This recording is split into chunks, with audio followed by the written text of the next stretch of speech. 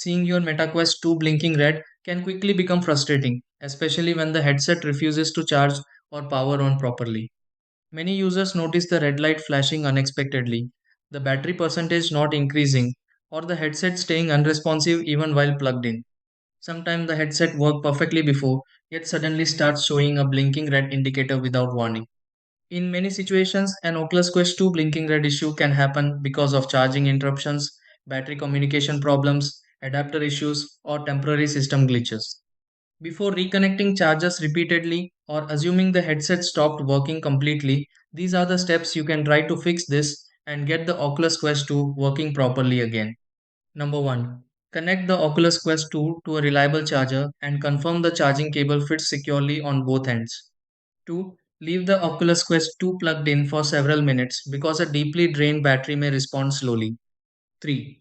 Try another charging cable or power adapter to rule out temporary charging interruptions. 4. Hold the power button on the Oculus Quest 2 for several moments to refresh temporary startup communication. 5. Check the headset again and confirm whether the blinking red light disappears afterward.